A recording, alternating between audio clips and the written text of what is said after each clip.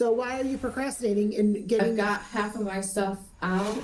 The couch being stuck is really what prolonged. Sir, stop interrupting. Stop interrupting occupants.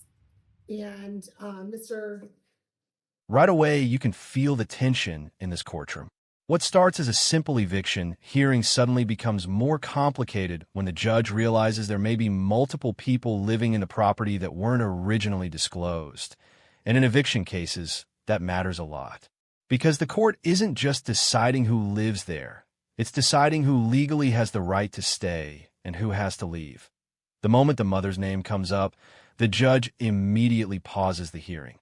That's a sign she's trying to slow things down and make sure the facts are actually clear before making any decisions. All right. So she may be called as a witness as well? Yeah. Okay, because this is the first I've heard that she's lived there. So ma'am, I'm going to have you step outside into the lobby, please. You're not to view on live stream or otherwise.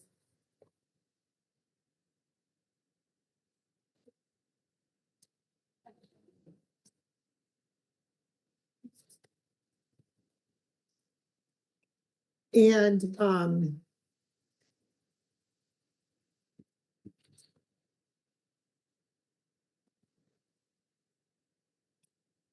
when did your mom move in there?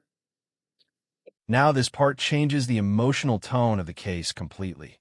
The tenant says she's sleeping in her car while her belongings are still inside the house.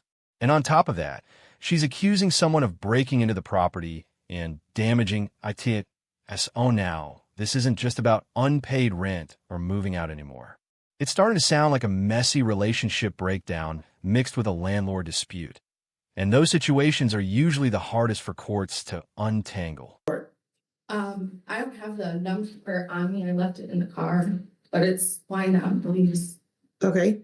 Mr. Abdul-Karim, have you been made aware of damage to the property? Things escalate quickly here. You have allegations of threats, damaged property, belongings thrown into water, and a landlord who says he wasn't even aware of half of what was happening inside his own property. When situations like this spiral out of control, courts often try to do one thing above everything else: restore order and get everyone separated from the conflict. And that's exactly where this case is heading. He has threatened my life. He threatened my mom's life. He's been harassing my whole family. Okay, so ma'am, I'm trying. have your whole family help you move your stuff out. They're not going to help me. Okay, what of your stuff is so very important? I'm trying to get my stuff out, Your Honor. I Ma'am. can't get up the stairs. Ma'am, you didn't hear me. What of your property is so very important that you need to make sure? The judge's logic here might sound cold at first, saying that kitchen items and belongings can be replaced. But legally, the judge is focusing on the bigger issue, ending the conflict and getting the property returned to the owner. That's why she sets the 10-day deadline to this point. The court is basically saying, this situation has gone on long enough. Interrupting me. I'm leaving the country only 13 years. I said stop interrupting me. Sir, you entered into a lease with Mr. Hussein. Mr. Hussein allowed Ms. Getter to move in because they were in a relationship. You knew of all of that as to what was going on between the two of them. I had to give Ms. Getter time to submit the lease to the rental assistance agency. She's been denied. So the court can now enter a judgment. So if you're not going to be around, sir, on the 16th, well, it'd be the 17th. She has until the 16th to move her items out. Then you can designate somebody to do that. But she has until the 16th to move her items out. If she doesn't, you can submit it. You can submit a writ for, or you can submit the writ whereby somebody forcibly removes her and her items. This moment is actually a really important legal lesson. The landlord clearly wants the tenant removed immediately, but the judge keeps asking the same question: show me the law that allows me to do that. Courts can't just act on frustration or sympathy. Judges are bound by statutory authority, meaning if the law doesn't allow it, they can't order it. That's why the judge says something that surprises a lot of people. Property cannot be a victim. Legally speaking, a property owner may suffer losses, but the court still has to follow the eviction process step by step. Whatever you want to determine, to deem it as to, who you rent to. So, okay, I'm gonna leave somebody in charge. What you want me to do on the 16th?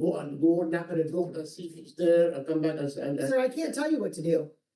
I cannot give you legal advice. You can speak to an attorney about that. I cannot give you legal advice. So she has until the 16th to get her items out. If she does not, then review your paperwork, speak to an attorney, whichever you prefer to do, and then you can see what your next steps are. Next step is rent of eviction. It has to be signed by you, so that we authorize with the property and then remove whatever need to be removed out of the property, you know that. The rent of eviction has to be signed by you. Yes, sir, I'm quite aware of that. I can't sign that until after she doesn't move out. By the 16th. That's not fair, Your Honor. Sir, you can appeal my decision if you think I have it wrong. You are free to appeal, no problem. Ma'am, whether or not, whichever individual caused the damage or not, quite frankly, is irrelevant. So just so you know, you may be responsible for some of that damage. If that's what Mr. Abdul Karim chooses to pursue, if he chooses to pursue that. I don't have to do that, my name is Don Elise, I can take it to small claim for Your Honor. I cannot take it to small claim for that, go after for damages. By the end of the hearing, you can see the judge's patience starting to wear thin. The explanations keep stacking up. Bad weather, no help moving, a couch stuck in the stairwell. But the court looks at the bigger picture. Months have already passed, and once the judge determines there are hazardous conditions in the property, the law actually allows her to shorten the deadline that, the original 10 days becomes 7 days. And just like that, the court draws a clear line. The situation has to end now. So I'll have the two of you out there speaking in the lobby, and then you can come back in. We're back on the record in the matter of Charles Abdul Karim and Hussein Alamazi and all occupants being Ellie Getter and potentially her mom. I don't know, but Ms. Getter is the one that's here. Mr. Abdul Karim, is your phone off? Yes, Your Honor, he's not even with me. Okay, so Mr. Abdul Karim and Ms. Getter, the two of you had an opportunity to speak in the. Can I speak, Your Honor? Please. What, sir?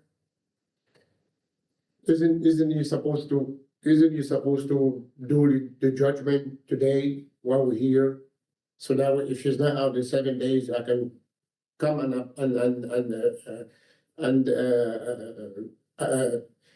ask for writ of eviction. Did you hear anything out of this mouth that said that I was not signing it today? No, Your Honor. Okay, Thank you, Your Honor.